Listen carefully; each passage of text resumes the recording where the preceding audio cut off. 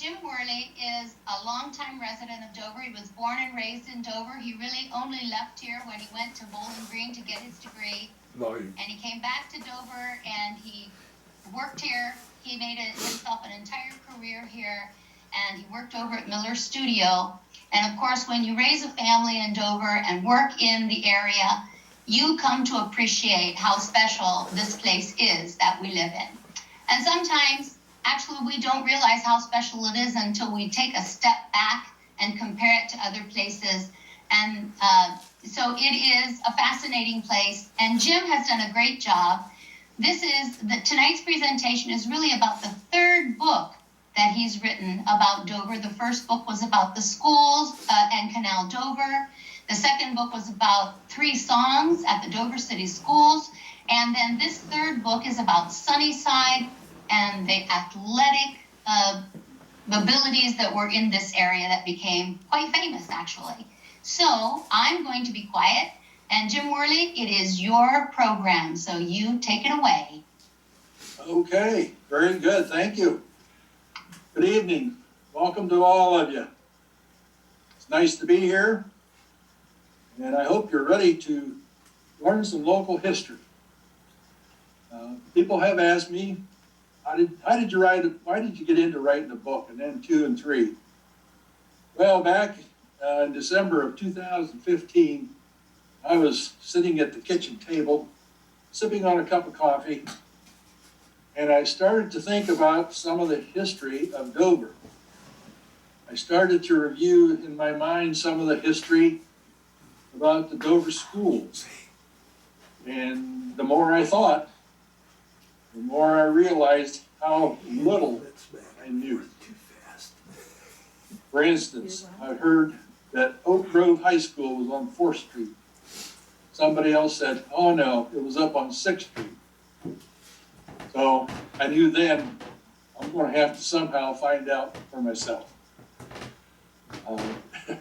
One cute reflection of that was in talking to my cousin Jackie Geyer. He told me, he said, you know, Oak Grove High School had a nickname. They called it the chicken coop. And I said, well, why did they call it the chicken coop? And he says, I'm not too sure. Well, by golly, it wasn't too long after that. I talked to another individual, and they told me there actually was a chicken coop on the school grounds. So life was a little different back then. Excuse me. I went to Dover Avenue grade school. That was built in 1913. I had some buddies that went to 2nd Street. That goes back to 1868. Some people I know went to 6th Street. That goes back to 1940 when they put the new addition on the 1915 Roosevelt High School. And South Avenue, that was out of the neighborhood, so to speak, on a bicycle. And never seemed to get that far. But that was built 1894, enlarged in 1910. And it was like 2nd Street. Both were torn down in 1952. At home, like my parents, my mom was from Fort Washington. My dad was from Stone Creek. They had very little to relay as far as what I was after. However, if you wanted to talk Fort Washington, Stone Creek area, they could fill you in very easily. 12 years of schooling in Dover. I cannot remember any class ever talking about the history I was after. Our junior year, we had 6 weeks of Ohio history. And in looking back, I wish now that would have been 6 weeks of Dover and Dover school history.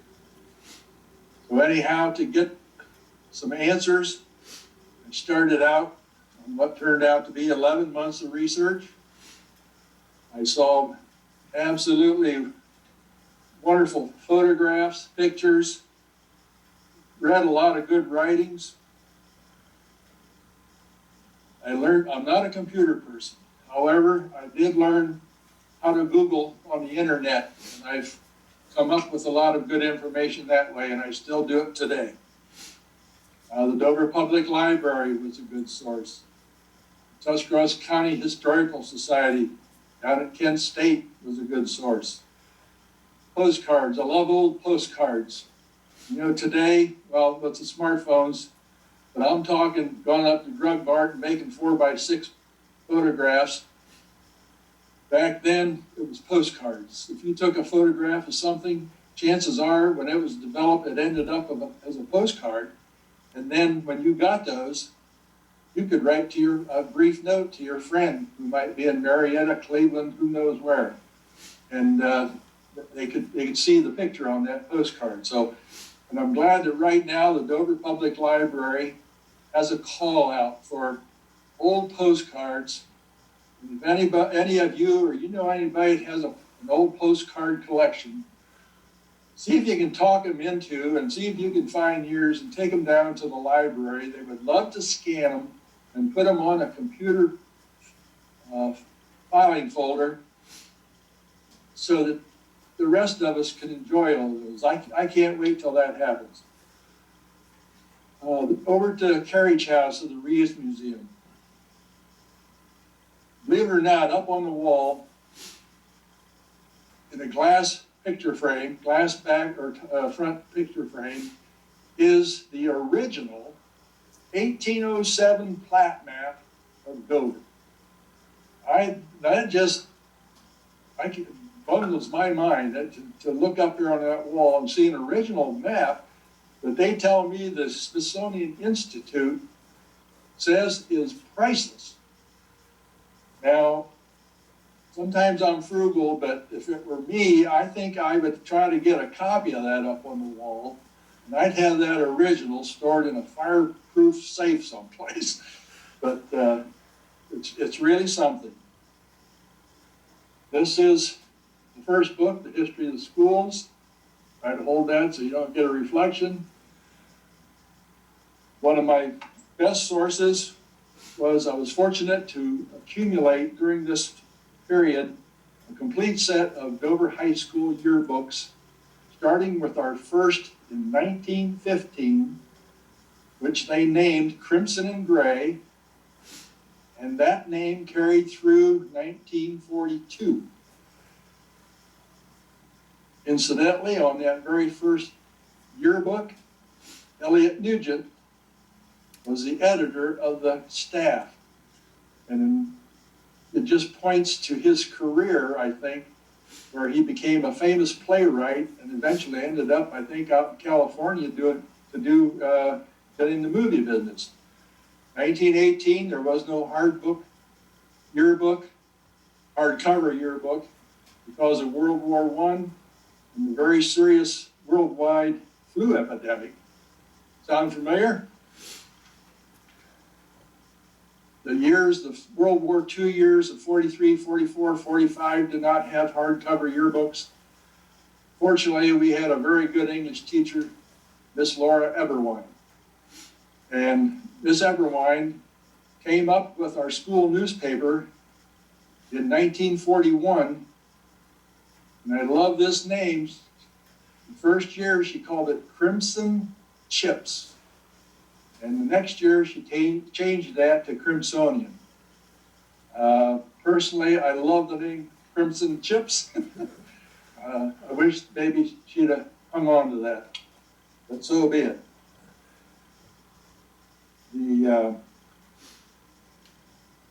Another source I had was this little book right here. As you can see, it's small in stature. And I'll tell you what, it is huge in history volume. 3 individuals back in the 1870s, the Honorable Simpson Harmont. This is Eliza Slingleff and Willard W. Scott, who was the publisher of the Iron Valley newspaper at that time in Canal, Dover. They were concerned that a lot of history was getting lost. When somebody dies, that's the end of what they can tell you, unless you have to take a chance and you get it written down or whatever. So the 3 were concerned. I read about in the 1880s, 70s, one fire destroyed a lot of school records. There was other fires in downtown Dover, that wiped out a block in the olden days, and who knows what went. So they were concerned, and so the three of them on their own went out through Canal Dover, that's what it was called at that time, and they interviewed the elder population of the town and the surrounding area.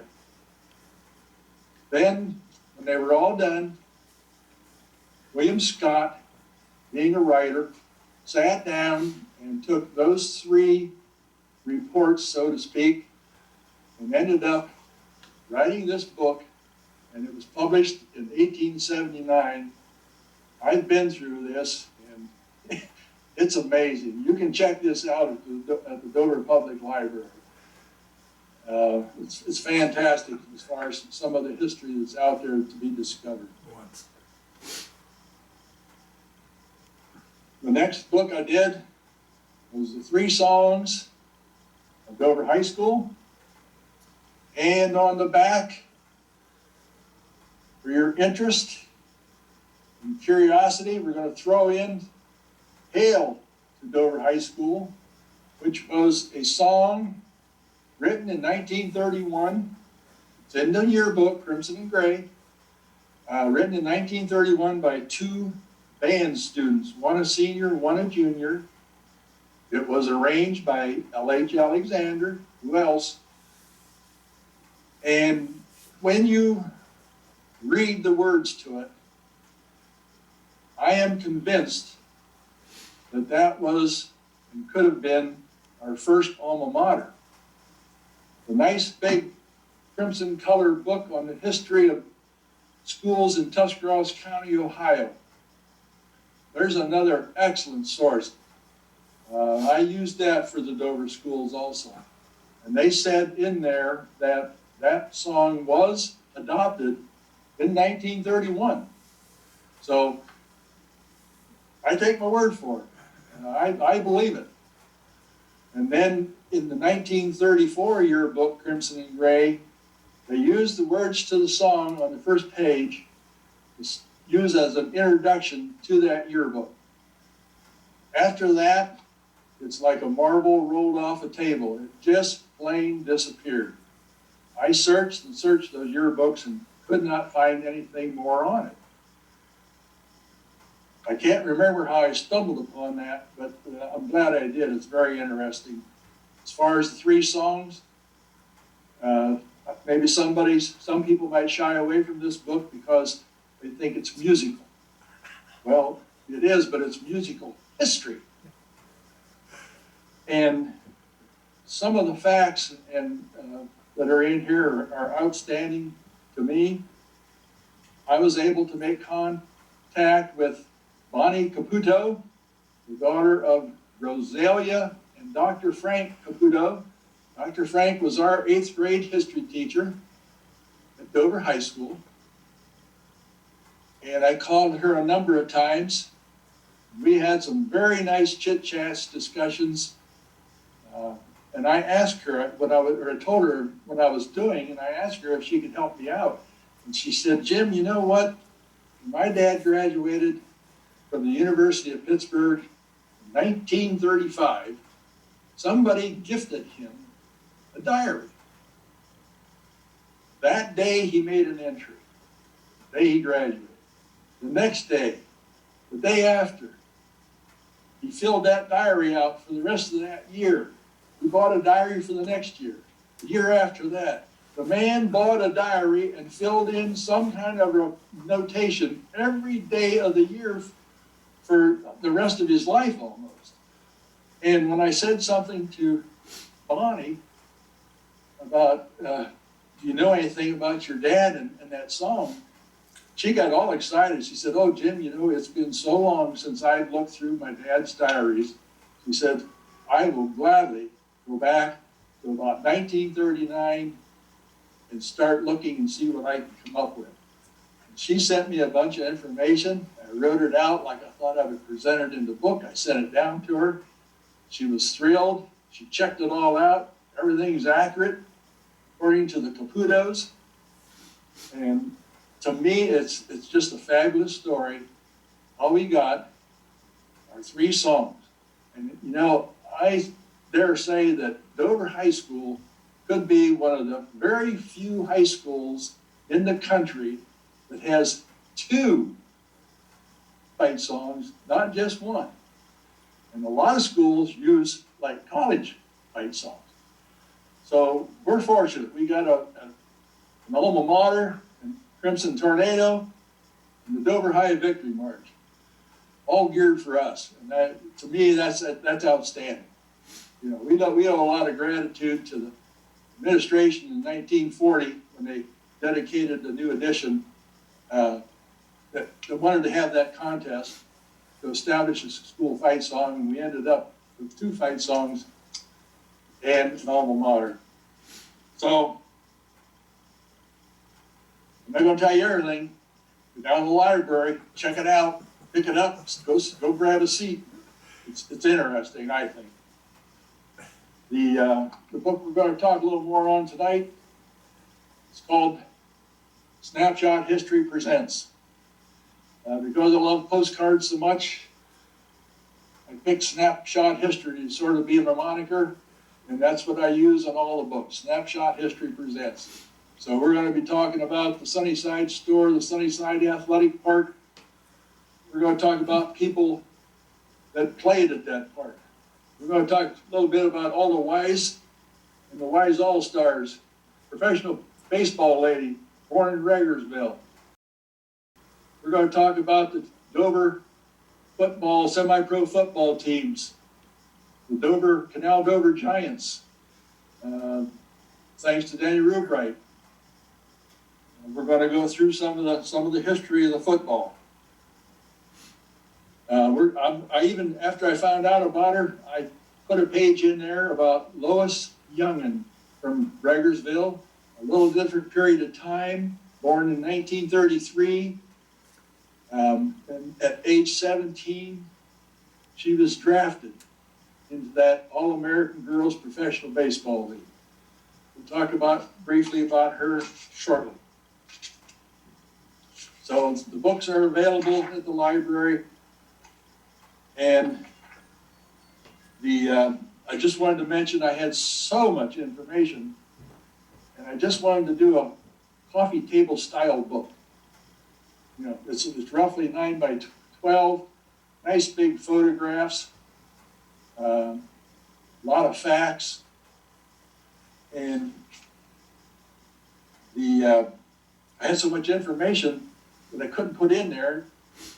I did this in an album form, and I gave it to several individuals to look over, and they came back to me and they said, "My golly, Jim, how can I get this information? It's fantastic." And so, being an amateur camcorder, bought my first camcorder when the little grandsons were knee-high to a grasshopper, and started camming them in little league baseball, football. We did basketball, lacrosse, cross country. Had a fantastic time over the years. So I decided DVD, that's the way to go for me. So there are 2 of them at the library available for checkout. It's 2 hours long, but it is in 5 chapters. So you don't have to watch the whole 2 hours. But I've had several individuals tell me we put it in their DVD to watch chapter 1, and 2 hours later they took it out. So there must be something exciting in there.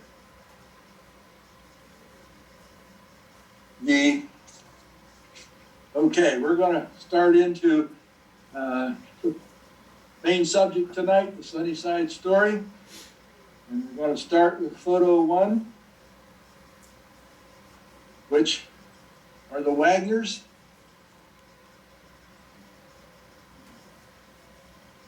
Up in Corral. John, the gentleman on the bottom, his name's not showing, but that's all right. The gentleman on the bottom is John Wagner and his wife Mary. Back in 1865, he bought roughly 275 acres in Dover Township. I looked in the old atlas today. There are 2 county atlases that were published. One was 1875 and one was 1908. I looked at 1875 and it shows the Wagner property that starts just on the east edge of present-day Corral, goes west down through the area where I think they might have put the high school, across the railroad tracks, across the Sugar Creek, and up to the edge of the county line. And in 1908, I checked it again. And during that time period, the property stopped just beyond the railroad tracks. And somewhere along the line, they sold that. And right now, I read the person's name, but I can't think of it. But we'll go to photo 2. And this is Wagner House up in Corral. Still there today. Fantastic. Edward married Caroline Reinhardt from Stone Creek, and they took up homesteading in the house. And in 1900, they decided to start a town. So when it came to pick a name, they had great respect for a gentleman by the name of John Townsend, who was a president of Robinson Clay Products. And he had interest in a silver mine down in Corral, Mexico. Then that's when they picked the name Corral. And to service residents, they decided to build a store. So in 1900, they built a store and they referred to it as Sunnyside. We got a post office established in 1902. April 20th, 1906, a fire completely destroyed the building. They started to rebuild that day. They built a makeshift building and continued to sell some goods out of that. And they resumed business November 8th, 1906, back in a brand new store. During this time period, they got requests for a picnic grounds in the park possibility. So they took that on. And I've read several times that the baseball field they put in was reputed to be one of the best in the state of Ohio. So we'll go to photo 3 and show you the picture of the store. I love this picture. Look to the left, there's that streetcar line. Look to the right, horse and buggy with the driver. The people standing on the platform in front of the store. And you can read for yourself what they wrote on the front of the store as far as the good kind of goods they sold. Established 1900, rebuilt 1906. It's all there right in front of you. So some of the things that happened at the park briefly, I mentioned the Canal Dover Giants. Some of my pro football teams played there. Local baseball teams played there. One was the Canal Dover Garvers. They're called the Garvers because a Canal Dover businessman by the name of Will Garver put the bill for half of the cost of the uniforms. Alto Weiss, the Weiss All-Stars played there. Irma Gribble, 17 years old, from Midvale. Another fantastic story. I have a little bit to talk about her later, but we'll get there. The Nebraska Indians, a team of Native Americans, played there, drew over 2,000 fans. Can you imagine going up to Dover City Park and taking in a high school baseball game and putting 2,000 fans standing around that field? I mean, that had to be something for back then. They brought in the team called the Cherokee Indians. They brought their gas lamps. You had to be full-blooded Indian to play on the team. They brought in gas lamps and an oversized baseball. We'll talk about that a little bit later. All right, we'll go to photo 4. You know, when you build a town, you have a new territory, a new area that you want to try to have some growth. Transportation is very important. Look at the interstate system. Back in 1889, a gentleman by the name of Tom L. Johnson established the Tuscarawas Traction Company and went from Dover to New Philly. It went down Factory Street, which is now Tuscarawas Avenue, over to Philly. Tom L. Johnson later became one of the most famous mayors of Cleveland. In the 1890s sometime, this line was extended to Uricksville. And I talked to one of the individuals who is watching tonight, and he told me about one of his family who actually worked on that line. Maybe he'll chip us in on that a little bit later. In 1906, Tuscarawas Traction Company, I want to quickly point out one thing on that car. The name, the Tuscarawas Traction Company, is at the bottom. We tried to get this as clear as we could. Over on the left, it says New Philadelphia, and over on the right, it says Canal Dover. Very quickly, Dover was mapped as Dover in 1807. Around 1840, when the Ohio Erie Canal came through and was a boon to the local town of Dover area, the post office decided to change and add the word canal. And that's when we became Canal Dover. And that name lasted about 75 years until December 18th of 1915, when the post office, because of the death of the canal, said it's time to go back, and we reverted to Dover. However, at that time, I had read of 2 other Dovers in the state. A while back, I read there were 3 others, but I haven't found that other one yet. But the one Dover today is up around Cleveland, and you know as Westlake, and the other is up around Worcester, and you know that as Dalton. I think that's pretty cool.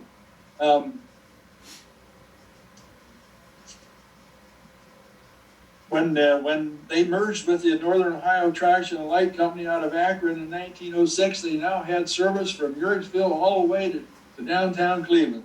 And Betty recalls her mom talking about when they were young ladies, how they would get on that electric streetcar and ride up to Cleveland and go walk through the big department stores.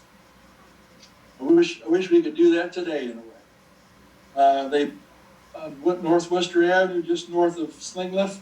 They built a car barn, and that's the current location of Circle K and the subway. They built a big building there, a car barn, and that's where they parked the cars, I think at night and also to repair. They stopped operation in 1929, and they were completely out of business by 1932, simply because of a new mode of transportation that hit the country that they referred to as the automobile. Photo 5. I love this picture. This is from an Ed DeGraw article of September 7, 1997. This shows storefronts and houses along that electric streetcar line and the road in front of that. Today, that's North Worcester Avenue Extension. Back then, I do believe I read that they referred to that as the Worcester Road, which makes sense if you go up today 250. So I think that's a truism. Okay, we're going to look at the Sunnyside Athletic Park. Constructed on a meadow by the Wagners in 1900. Combined ball field, picnic grounds. Here again, said to be one of the best in the state of Ohio. If you were in Dover, there was going to be a game. You could jump on that streetcar and ride up to Corral for a nickel, if you had a nickel back then. But the big mystery is, where exactly was the field? Now, in talking to different individuals, I was told 5 different locations, so I drew up this little plan by myself. And the 5 locations are indicated with a line, an arrow at each end, and a number. We're in the same general area, but exactly where home plate was, center field, second base, that still has to be established as far as I could find out. Hopefully, maybe somebody has an answer.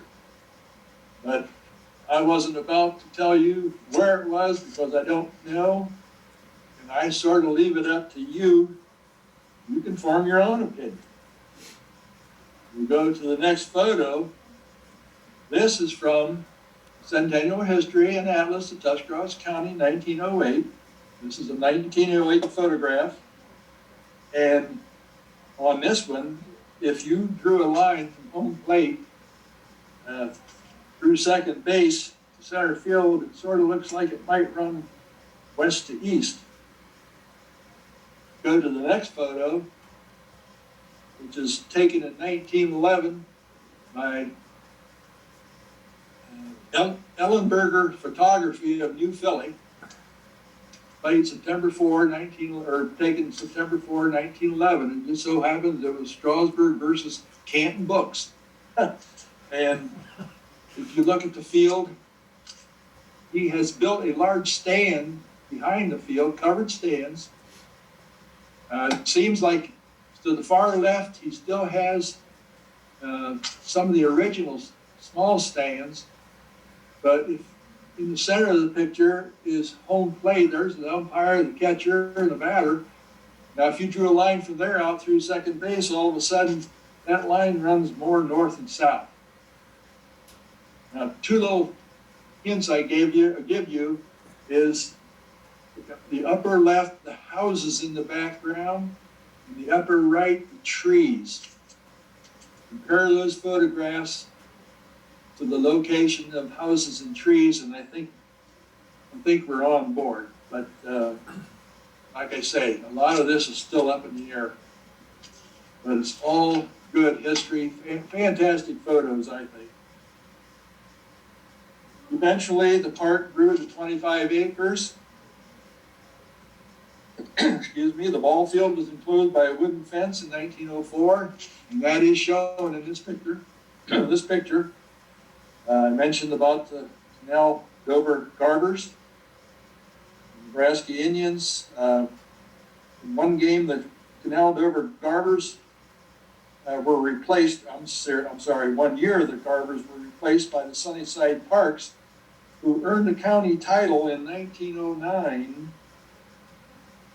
by beating the Tuscarora Parks of New Philadelphia 11-1.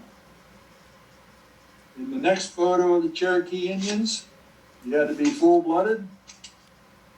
They had gas lamps and a ball 2 times the size of a regulation ball back then. But I guess they'd take these gas lamps, I suppose they'd run them down the sidelines and light them. And that was their lighting system back then. The ball was bigger, so a little bit easier to hit in the dark. But the Cherokee Indians won that night game 14-5. And here again, that could have been one of the first night games in the county. And the article in the Times Reporter came up with an excuse and said that the Cherokee Indians won the night game because their team wasn't used to playing night baseball at night, because during the day, in a day game, Sunnyside won 11-5. That was sort of cute, I thought. Other events at Sunnyside Park. We're going to get into all the Weiss, Irma Gribble, Canal Dover semi-pro football teams. On these games, they would play anywhere from in front of a couple hundred to over 1,000 people, and it just amazes me that many people standing around a baseball field back then, or a football field, watching the game. Okay, we go to the next picture. Here we have Alta Wise. Alta was born February 9, 1890 in Berlin, Ohio. And the story goes that at age 3, her father saw her throw a corn cob at a cat who was chasing either a bird or a squirrel. I read it both ways. I don't know if this is actually true or not, but they said he was impressed by the way she threw that corn cob. And in 1895, he moved the family to Ragersville. And in 1905, her dad built a 2-year local school in Ragersville. Alta was 15, so that Alta could play on the baseball team. Her dad also created an indoor practice area in the barn, heated it so she could hone her skills during winter. And I think I even read where he laid out a ball field on the farm. 1907 was very important for the launching of Alta Weiss's baseball career. They went on a summer vacation, age 17, up to Vermillion, Ohio. She talked her way into playing baseball, pitching catch with some boys.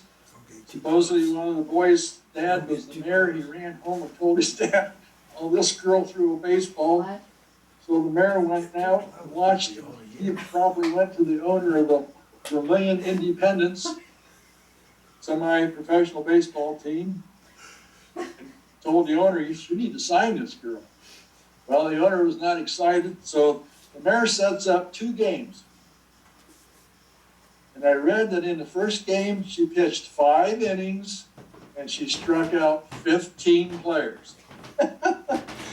In the second game, she struck out 9.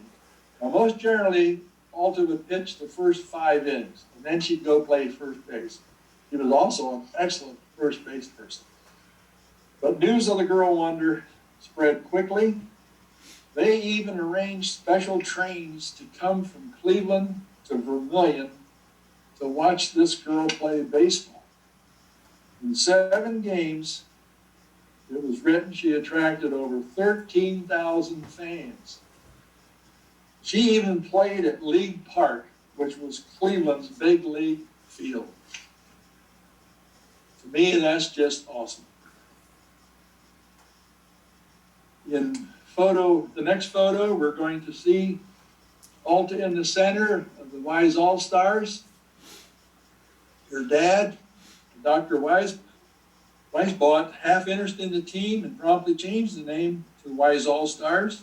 He had Alta wear one color, the rest of the team wore white. He wanted Alta to stand out on that field, whether she was pitching first base, running bases, whatever. They toured, did a lot of touring of Ohio and Kentucky. One article even said national, but I have no idea how far they went. But they had their followers. She must have been something. I wish I could see her today, pitching in a game. Her last game was in 1922. And just to show you that she was no fluke, Alta's uniform is on display at the National Baseball Hall of Fame in Cooperstown, New York. And in talking to a friend today, I found out he's a cousin of Lois Youngin, who we're going to talk about from Ragersville. He saw the uniform. They visited that National Baseball Hall of Fame. We go to the next picture, which is 12. There you have the uniform, being different color than white. As far as her personal life, in 1914, she graduated as a doctor of medicine, what today is Ohio State University. 1927, she married, practiced in medicine in Norwalk, Ohio. 1946, Dr. George Weiss, her dad, passed away. She returned to Ragersville, took over his practice for a few years, phased it out, and retired. Alta died February 12, 1964. She is buried with her mother in Winesburg Cemetery, little old Winesburg, Ohio. The next picture, I love this one. I found this in the October 2nd, 1907 edition of the Daily Reporter. Notice it does say up there to the upper left, Canal, Dover, Ohio, 1907. This is a nice collage, so to speak, of Alta. The articles are on microfiche film of all these old newspapers.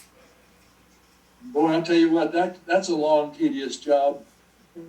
You start looking through newspapers for articles like this, those old newspapers, that'll work on your eyeballs. But I found articles, they're in the book, it verifies what took place.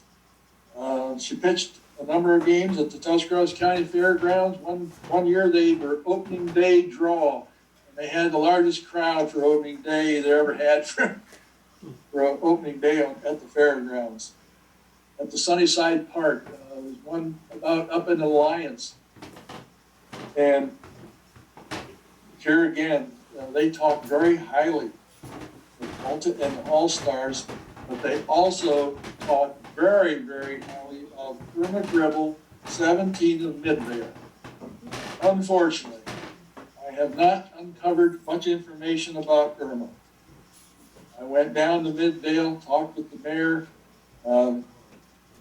I couldn't find out anything.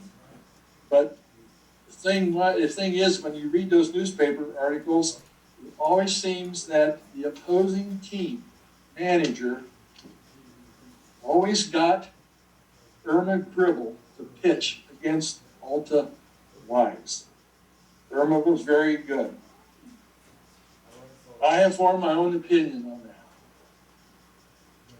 That is, if Irma Gribble would have had the same backing, personal and financial, that Alta Wise had, I think Irma Gribble would have been on the same talent level with the same high notoriety that Alta had. She had to be something. I hope I could come across some more information on Irma. She's a story in her own right, I think. All right, we're now going to go to pick number 14. And I had to include this in the book when I found out about Lois. I didn't know about her when I started all this, but when I found out about her, I was on. Lois Youngin, born in Ragersville, October 23, 1933. Delivered by Dr. George Wise, Alta's dad, by the way. She lived just down the street from then retired Alta, and Alta encouraged Lois to hone her skills. She had the genes. Her father pitched for Kent State in the 1920s. He was in school administration, so to speak. He was, I think he was the principal out at the Ragersville High School. They moved to Westfield Center, also known as Leroy, which is located about 4 miles east of Lodi, Ohio. And as a teenager, she played softball for a merchant team. And she developed into quite a right-handed catcher and outfielder. After tryouts at age 17, she was drafted by the Fort Wayne Daisies of the All-American Girls Professional Baseball League in 1951. She played 4 years through 54, and her lifetime batting average being .255, not too shabby. I read one place where she caught the first no-hitter in the league, and somebody else wrote she caught the second. But I prefer to think she caught the first. I read that one first. She has 36 years in physical education. Lois also is part of a permanent display in the Baseball Hall of Fame, Cooperstown, New York. Now think about that. Ragersville, little old Ragersville. 2 lady semi-pro baseball players. 3, maybe 30, 35, 40 years apart. both from the same little town, end up in the Baseball Hall of Fame. Can you imagine that? That's fantastic. I hope I don't wear that word out, but it's one of my favorites. Lois is now 87 years old, living in Eugene, Oregon. And as I stated, I got to talk to Dave Rowe. He has called Lois a couple of times. She was going to watch tonight, but with the 3-hour time difference, she had a doctor's appointment. So hopefully she'll catch a replay that you can do for the next month on the library website. Also, Dave had 2 baseballs given to him by Lois. One was a Major League Baseball regulation size. The other was a baseball used by the All-American Girls League.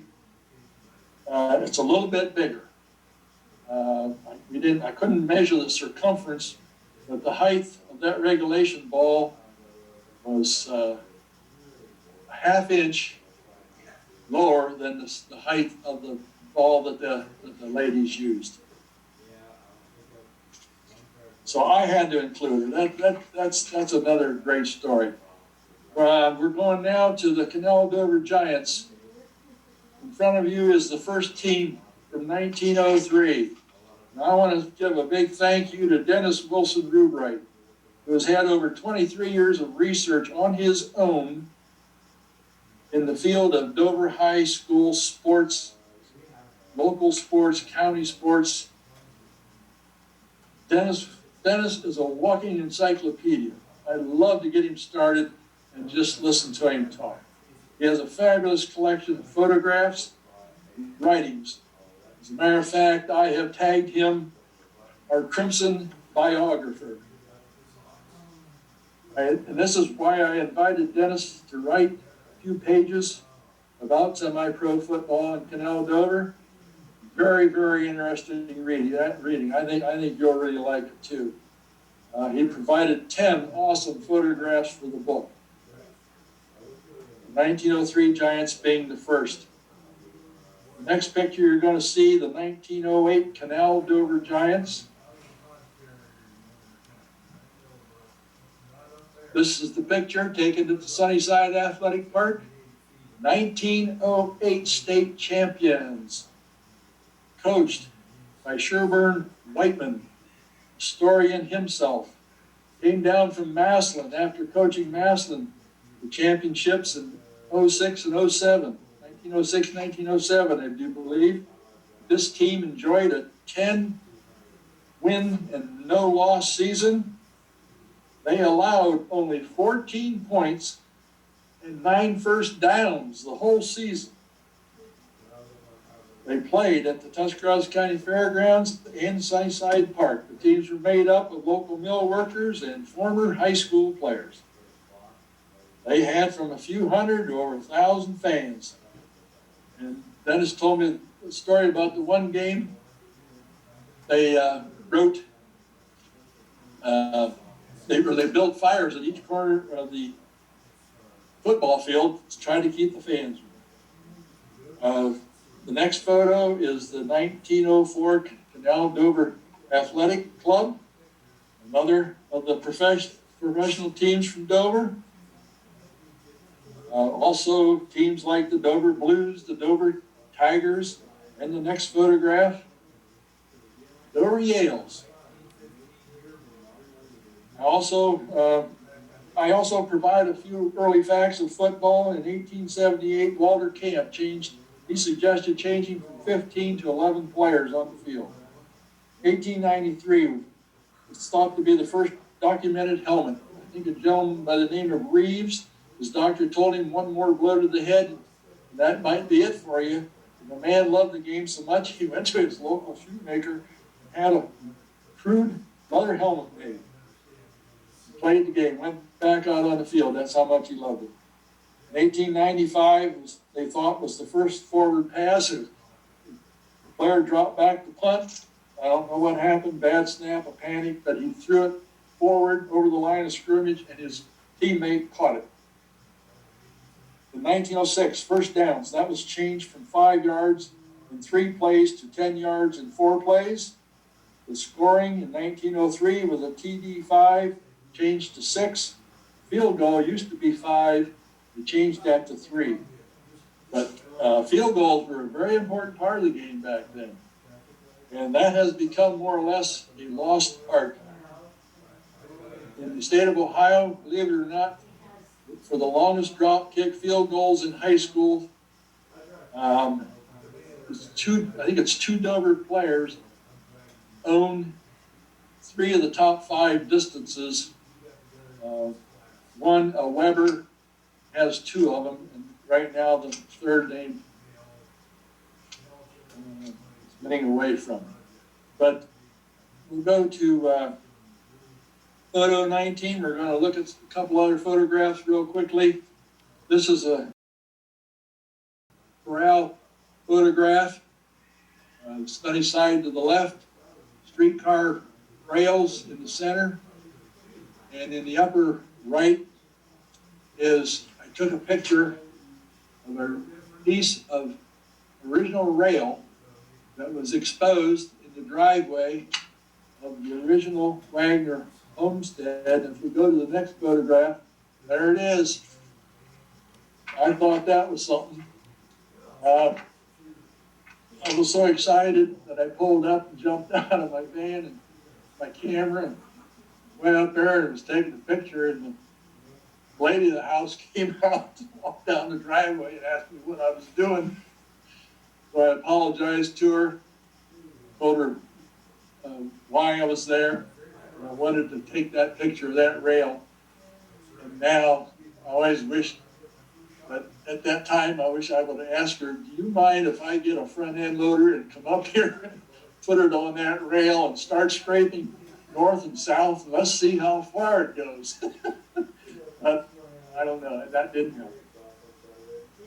So on the next pic, 21, this is the 1897 Emmanuel Lutheran Church in Ragersville. It is the site of the Historical Society Museum. They are open on Sundays only, 1 to 4, June through October. I have not gotten there yet, the virus. And there is a phone number in the book, and they recommend you call first just to make sure it's going to be open. That's one of my top goals this summer. I want to get there. If we go to the final pic, number 22 it is, there you are. That's 1 page of the book. This gives you the demise of Sunnyside, unfortunately.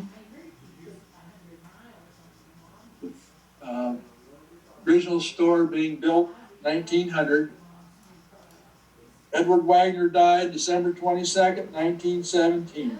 His heirs found out that it was too costly to keep that park and field going.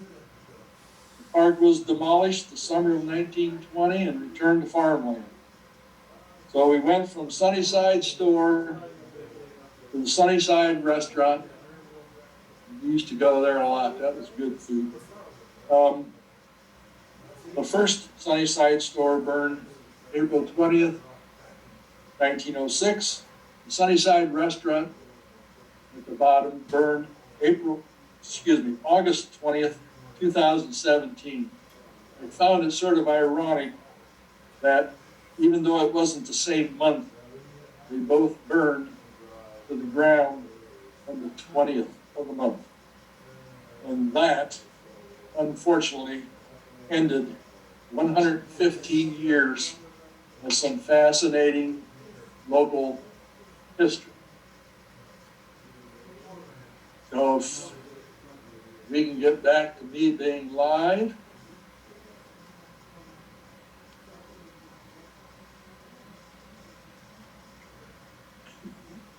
Okay. Are you on there? Okay. Yes, you I have a brief closing. Like I said, we heard a lot of interesting local history. The 3 books are coffee table style books, very durable covers, quality paper it's printed on.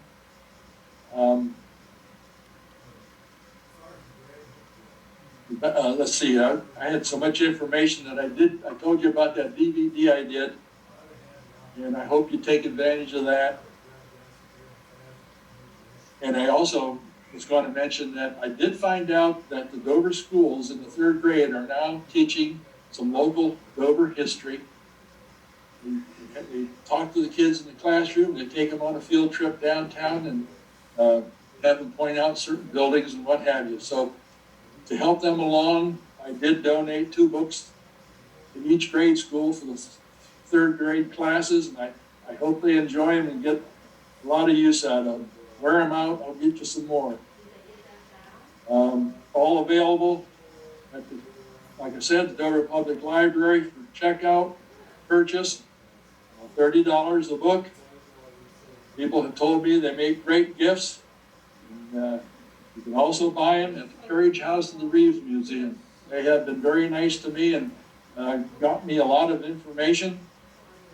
So I want to say thank you to the Dover Public Library Director Jim Gill, and to Cheryl Rieger, for this opportunity to present some of this history. I would also like to thank daughter Beth Sexton, a typist, a computer guardian, so to speak. She put in a lot of work on these, and she does all the book ordering. She did a great job, and without her, I wouldn't be sitting here tonight. I'd probably have it up here in my head, but that's it. And also I want to say thank you to daughter Brenda Wherley. She's in here with the Zoom program. And for those of you who do not know who Brenda Wherley is, she is the first, current, and only coach of those fabulous Crimson Tornado swim team. So I thank you. I hope you enjoyed it. And I'm going to turn it back over to Cheryl. I think we may take a few questions. All right. Well, in Jim's favorite word, that was fantastic.